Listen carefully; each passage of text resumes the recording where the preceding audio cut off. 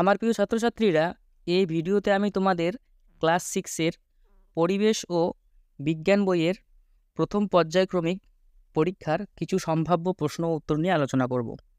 এই সমস্ত প্রশ্ন উত্তরগুলি রায় ও মার্টিনের প্রশ্নবিচিত্রা বই থেকে নেওয়া হয়েছে।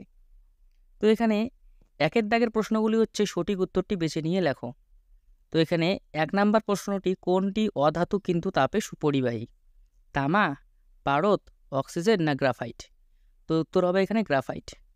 এরপর 2 নাম্বার প্রশ্ন, পিঁপড়ের সঙ্গে মিথজীবীর সম্পর্ক আছে ক্লাউন মাছের, জাপ পোকার, সন্ন্যাসী কাঁকড়ার না অ্যাজোলার? তো এখানে উত্তর হবে জাপ পোকার।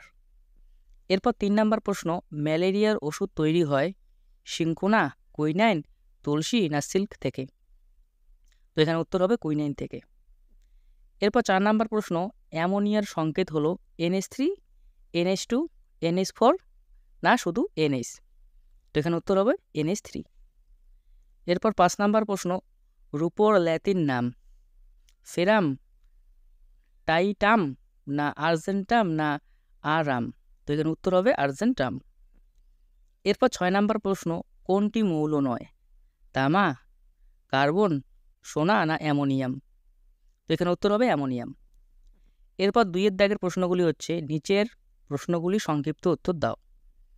তো এখানে 1 নাম্বার প্রশ্ন হচ্ছে, পটাশিয়ামের চিহ্ন হলো? তো উত্তর হবে কে। এরপর 2 নাম্বার প্রশ্ন, NH অণুতে কয়টি হাইড্রোজেন পরমাণু ও কয়টি নাইট্রোজেন পরমাণু আছে? তো এখানে উত্তর হবে হাইড্রোজেন পরমাণু 3টি, নাইট্রোজেন পরমাণু 1টি। এরপর 3 নাম্বার প্রশ্ন, ভৌত পরিবর্তন ও রাসায়নিক পরিবর্তন একই সঙ্গে ঘটে এমন একটি উদাহরণ দাও। তো এখানে উত্তর হবে মোমবাতি জলে একই সাথে ভৌত পরিবর্তন ও রাসায়নিক পরিবর্তনের ফলে। এরপর 3-এর দাগের প্রশ্নগুলি হচ্ছে, নিচের প্রশ্নগুলির উত্তর দাও। তো এখানে 1 নাম্বার প্রশ্নটি হচ্ছে, ভৌত পরিবর্তন ও রাসায়নিক পরিবর্তনের দুটি পার্থক্য লেখো। তো 1 নাম্বার পার্থক্য হচ্ছে, ভৌত পরিবর্তন একটি সাময়িক পরিবর্তন আর রাসায়নিক পরিবর্তন একটি স্থায়ী পরিবর্তন। এরপর 2 নাম্বার পার্থক্যটি হচ্ছে, ভৌত পরিবর্তনে শক্তির শোষণ বা উৎপন্ন হতেও পারে, নাও হতে পারে, আর রাসায়নিক পরিবর্তনে শক্তির শোষণ এবং পরিবর্তন ঘটে। এরপর 2 নাম্বার প্রশ্ন, অপর্যাবৃত্ত ঘটনা কি? উত্তর দাও আর উদাহরণটা লেখো। তো এখানে উত্তর হবে, যে ঘটনা কোনো সময়ের নিয়মে ঘটে না তাকে অপর্যাবৃত্ত ঘটনা বলে। উদাহরণ, কোনো একদিন ঝড় হওয়া। এরপর 3 নাম্বার প্রশ্ন, একমুখী ও উভমুখী ঘটনা কাকে বলে? তো এখানে উত্তর হবে, যেগুলো একবার ঘটে গেলে আর আগের অবস্থায় ফিরিয়ে আনা যায় না সেগুলোকে একমুখী ঘটনা বলা হয়।